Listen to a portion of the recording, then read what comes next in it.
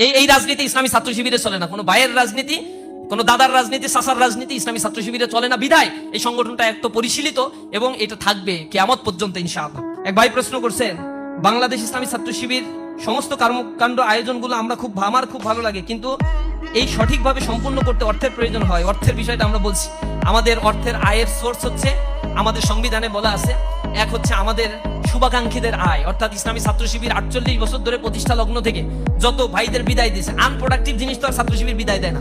ছাত্র শিবির যা বিদায় দেয় তা যথাযথ মানুষ বিদায় দেয়, গাঁজাখোর, সিগারেট খোর, অ্যাডিক্টেড, এরকম মানুষ বিদায় দেয় না। আমরা দেখি যে সংসারে 10টা ছেলে মেয়ে, ও হচ্ছে সর্বশেষ, এসে আমাদেরকে বলে ভাই আমার ঘরের পরিবারের হাল ধরতে হবে। আমি বলি তোমার 9 ভাই কি করে? বলে ভাই এগুলা তো ওরকম ভাবে ইসলাম শেখে নাই, গড়ে ওঠে নাই, আমাকে তো শিখাইছেন মায়ের প্রতি আমার লায়াবিলিটি আছে, বাবা মাকে আমার দেখতে হবে।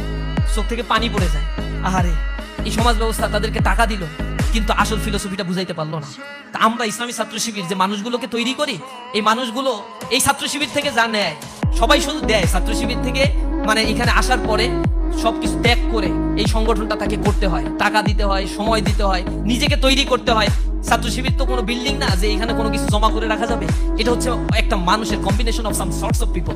এই মানুষগুলোকে ইসলামী ছাত্র শিবির দক্ষতা সম্পন্ন করে গড়ে তোলে, কম্পিউটার স্কিল, ভাষাগত দক্ষতা, একাডেমিক এক্সিলেন্সি, এই সব কিছু দিয়ে রেজাল্টের প্রতি আমরা প্রতি মাসে তদারকি করি, লেখাপড়া করছো কিনা রিপোর্ট পেশ করো, কয় ঘন্টা পড়ছো, কয় ঘন্টা পড়া উচিত। সিনিয়র ভাইয়েরা জুনিয়র ভাইদেরকে তদারকি করে। বিদেশে হায়ার স্টাডি করতে যাবা, আলহামদুলিল্লাহ পৃথিবীর সব দেশে ইসলামী ছাত্র শিবিরের ভাইয়েরা এখন হাজার হাজার ভাইয়েরা, লক্ষ লক্ষ ভাইয়েরা এখন হায়ার স্টাডি করছে, বিভিন্ন ইউনিভার্সিটিতে প্রফেসরের দায়িত্ব, বড় বড় প্রতিষ্ঠানগুলোতে জব করছে। তারা সংগঠনের প্রতি লায়াবল থাকে। তারা এমন না এই সংগঠন করতে আসছে লুটপাট করার জন্য, চাঁদাবাজি করার জন্য, এরপরে এখান থেকে টেন্ডারবাজি করার জন্য, টেম্পো স্ট্যান্ড দখলের জন্য। এই কাজ তো ইসলামী ছাত্র শিবিরে এসে করা যায় না। তো ইসলামী ছাত্র শিবির কি কারণে করতে আসে? নিজেকে তৈরি করার জন্য করতে আসে। তৈরি করার পরে ছাত্র শিবিরের প্রতি তার দায়বদ্ধতা থেকে নিজ থেকে তারা এখানে ফান্ডিং করে, আর এই ফান্ডিং এর পাই টু পাই হিসাব ইসলামী ছাত্র শিবির রাখে।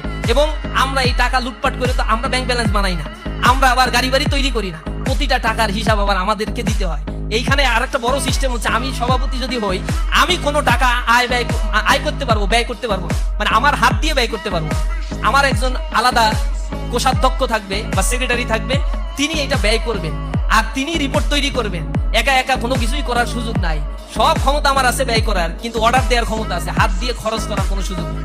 আবার যার হাতে টাকা থাকে, সিস্টেমটা হচ্ছে সে নিজের মতো করে কোনো খরচও করতে পারবে না, অর্ডারও দিতে পারবে না, অর্ডার শুধু তালিম করবে আর হিসাব রাখবে। এগুলো হচ্ছে সিস্টেমের মধ্যে দিয়ে চলার কারণে স্বচ্ছতা, ট্রান্সপারেন্সিটা আমরা যথাযথভাবে শতভাগ মেনটেন করি। আর আমাদের জনশক্তি যারা থাকে, ছাত্র বয়সে আমরা শিখাই, তুমি যা ইনকাম করো তার একটা অংশ ইসলামের জন্য তুমি দান করে দাও, সংগঠনের জন্য দান করো। এই দান করার প্রবণতা থেকে ইসলামী ছাত্র শিবিরের এখান থেকে একটা ফান্ডিং হয়। আরেকটা জানেন, ইসলামী ছাত্র শিবিরের জনশক্তি যারা মেধাবী হয়, তারা বই খাতা লেখে, তারা অনেক সুন্দর সুন্দর স্টিকার কার্ড করে। আমাদের অনেক প্রকাশনা আছে আলহামদুলিল্লাহ, এখানে যদি স্টল দিয়ে থাকে দেখবেন শত শত গবেষণা বই আমরা তৈরি করে ফেলছি। এই বইগুলো আমরা বিক্রি করি, বুক ফেয়ারে বিক্রি করি, আমাদের কোনো আয়োজন হইলে এগুলো বিক্রি করি। এগুলো বিক্রি করে কিছু মুনাফা হয় আমাদের, ওই মুনাফাটা আমাদের আয়ের একটা উৎস।